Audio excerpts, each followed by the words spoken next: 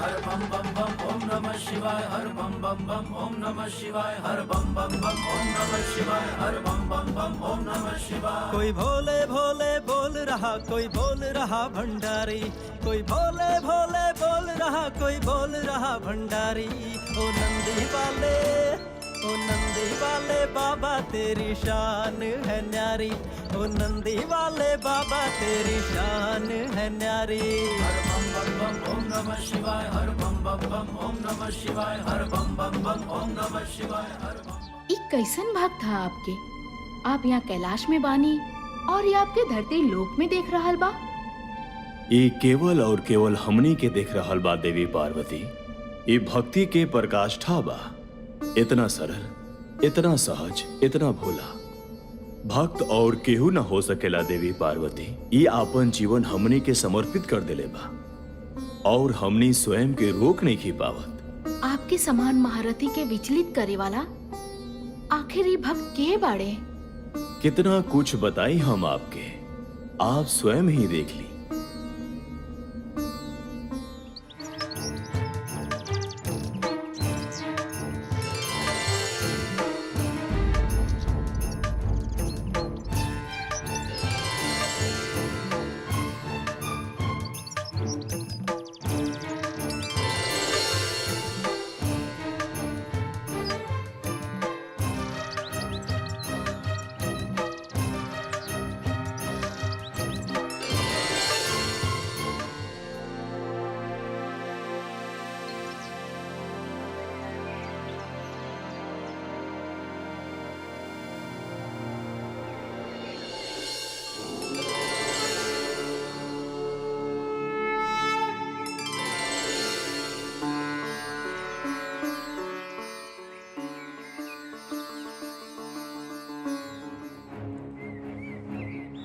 अजी सुनतानी, न जाने कहाँ चल गई ले।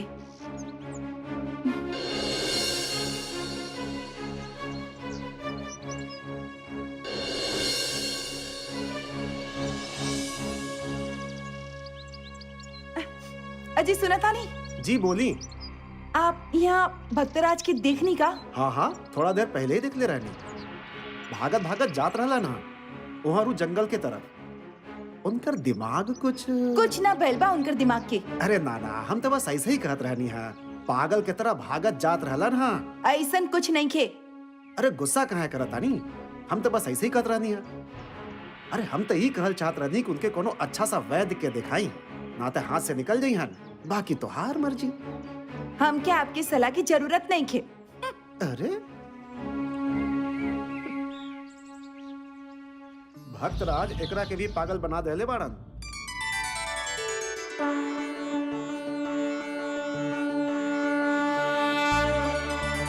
ओम नमः शिवाय, ओम नमः शिवाय, ओम नमः शिवाय, ओम नमः शिवाय। मन को शिवाला करके, सांसों को माला करके, मन को शिवाला करके, सांसों को माला करके, मैंने जपा है तेरा नाम। ओ भोले बाबा मैंने जपा है तेरा नाम। मुझे देना ऐसी शक्ति, रोम रोम करे भक्ति। मुझे देना ऐसी शक्ति, रोम रोम करे भक्ति। सुमिरन तेरा हो मेरा काम, ओ भोले बाबा सुमिरन तेरा हो मेरा काम। हे भगवान, अब हम का करी इनकर? गांव के लोग सही कहल बाड़े, कहीं पागल तो ना हो गई ले।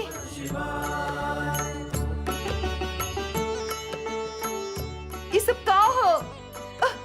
कहा कर रहल बानी आप? अरे आपकी इनके सिवा और कुछ सूझत ही नहीं खे। घर परिवार की तो चिंता ही नहीं खे। दर्शन की जपने की प्यास हो, भूख तेरे दर्शन की जपने की प्यास हो। सुन रहल बानी आप? खुशी में दुख में हम का बोल रहल बानी? अरे आप कान में तेल डाल ले बानी का?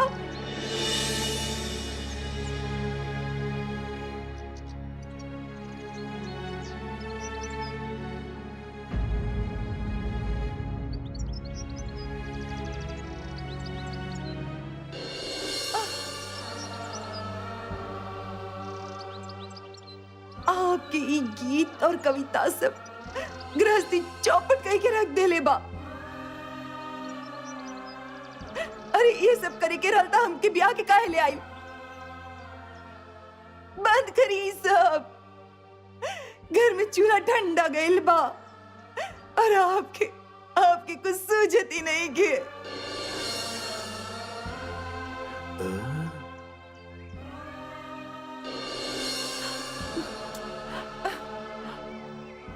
अद्भुत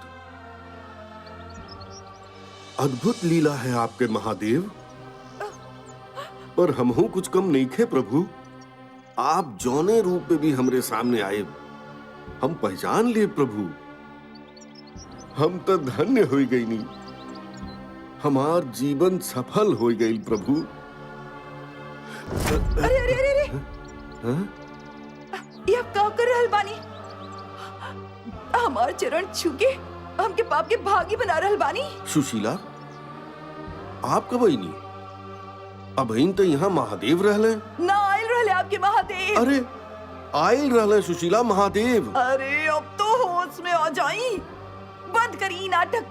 चली घर चली। घर में अनाज के एक दाना भी नहीं खे, न नमक है, न चीनी है, न तेल है, न कुछ भी नहीं खे। लेकिन आप तो कुछ समझती नहीं खे। आप तो इधर उधर भगवान के भजन में मस्त रहे। अब ईला झोला और जाके राशन लेके आई। हम 4 घंटा से इंतजार करत रहनी आपके, लेकिन ना आपके का फर्क पड़ेला। आपके महादेव ई कहेले कि अपने परिवार के भूखा रखा। ऐसा मत कहा सुशीला। तू हमरे महादेव के कुछू बोले लू, ऊ भला हमनी के काहे भूखा रखिए? हमरे घर में आज तक जौन कुछ भी बा ऊ सब महादेव के ही कृपा से तबाह। का देले बाड़े आपके महादेव जी? ऐसन का देले? आप ना हम क्या अपन बातें मत उलझाई। आप जाके राशन लेके आई।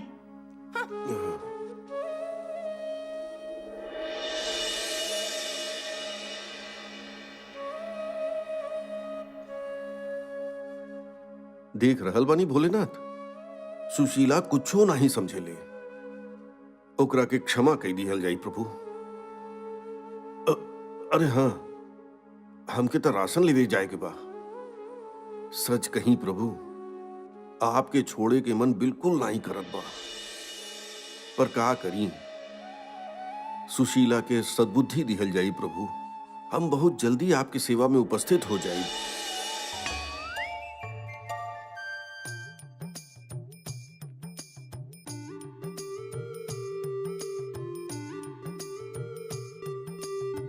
हर हर महादेव, हर हर महादेव। ए पगलेट, भागा भागा।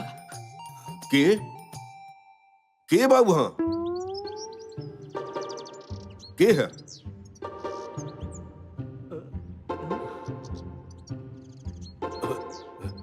के बा?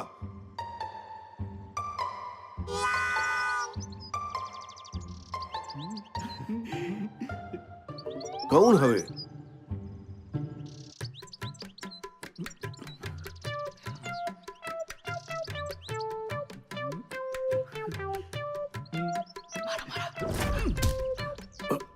छुप जाइए।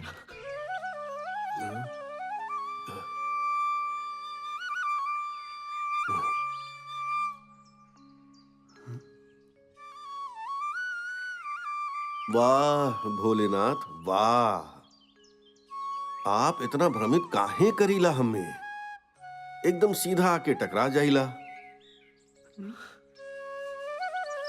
प्रभु, आपके चोट तो नईखे लगल ना?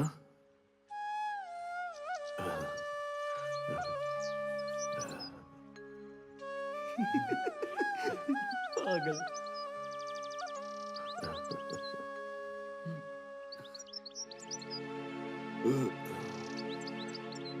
ई का कर रहल बानी?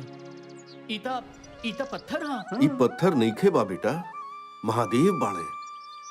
शिव शंकर भोलेनाथ। आर शिवजी तो चौपाल के पास प्रकट भइल बाड़े। हाँ हाँ? हाँ, कहवा? चौपाल के पास। आपके पास कहाँ से आ गई ले?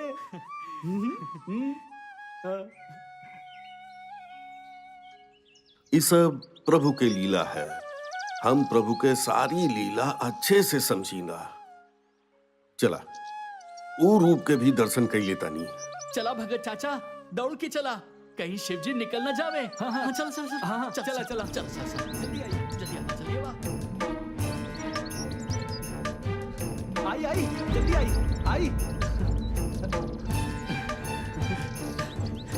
चला चला जल्दी चला, हाँ, चला।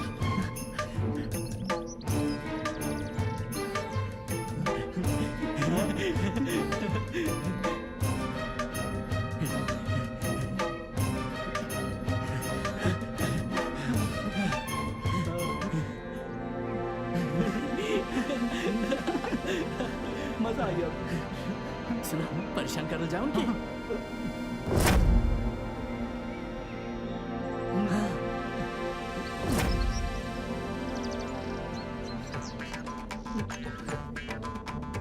जल्दी जल्दी। हर हर महादेव, हर हर महादेव, हर हर महादेव। देखा हंसिए मत, हाँ? देखो पागल आ रहे बा। हर हर महादेव।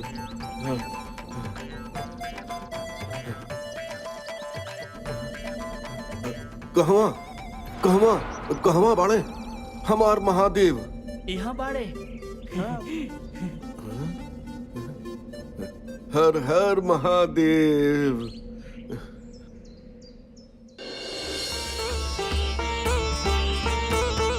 कर्पूरगौरं करुणावतारं संसारसारं भुजगेन्द्रहारं सदा वसन्तं हृदयारविन्दे भवं भवानी सहितं नमामि।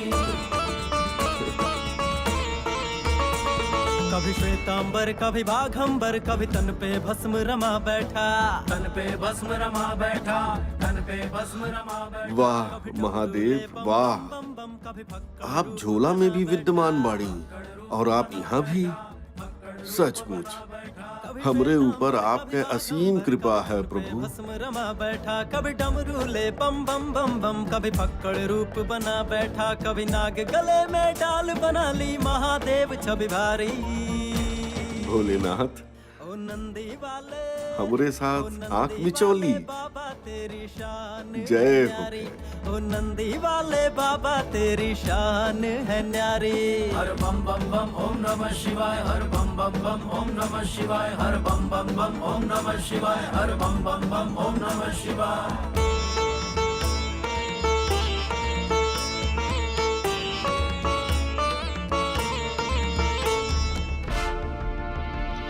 जय भोला भंडारी, जय भोला भंडारी।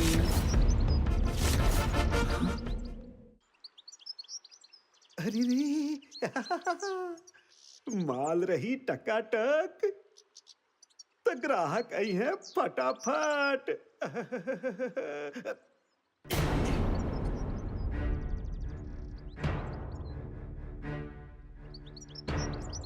अरे जग्गू, हाँ, फिर से आ गए लो। देखा आज उधार मांगी, लेकिन ओके आज उधार ना देवे के बा। समझ गईला? हाँ जी सेठ जी। हर हर महादेव, हर हर महादेव, हर हर महादेव। सुनी धनराज, ऐसन करी, 2 सेर चावल और आधा सेर दाल दे दी और तनी जल्दी करी, है ना? सेठ जी, दाल और चावल ता कल ही खत्म भइल हा। देखी भक्तराज, दाल और चावल तक खत्म हो गई, और कुछ दही का? और कुछ नहीं है घर में, खाए खातिर कुछ नहीं बा। 1 सेर आटा ही दे दी।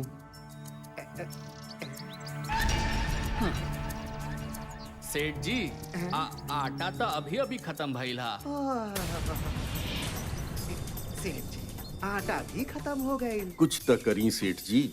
कैसे करी भक्तराज? पहले के उधारी तो चुकता करी, फिर कुछ करब हम।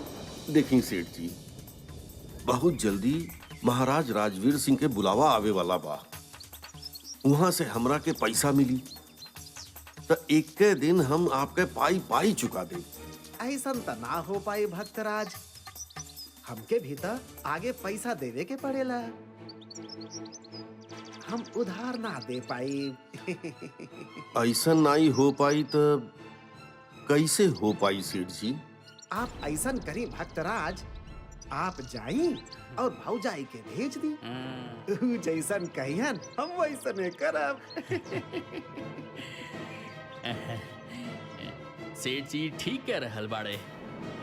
भौजाई हिसाब किताब में बहुत पक्की बानी। ऊ थोड़े ना देखेली, पैसा तो हम देला ना। भक्तराज आप समझ ली ना। हमरा के उन पर पूरा भरोसा बा। और हमके महादेव पर पूरा भरोसा है। आप कहीं तो एगो भजन सुनाई।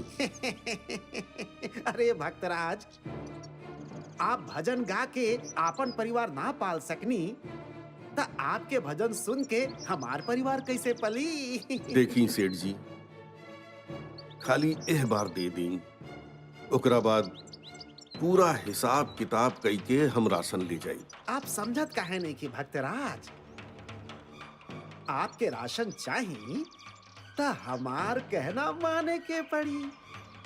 भौजाई के भेज दी, ना तो भूखा ही भजन गाई। देख रहल बानी महादेव, अब तो आप ही चाहब तो हमरे घर में चूल्हा जली। हर हर महादेव।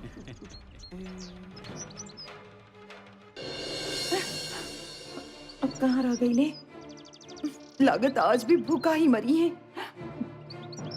पता ना कहाँ चल गई ले, अब तक नहीं ले। इनके तो कोनो बात की चिंता ही नहीं है। मन को शिवाला करके, सांसों को माला करके, मन को शिवाला करके, सांसों को माला करके, मैंने जपा है तेरा नाम। ओ भोले बाबा, मैंने जपा है तेरा नाम।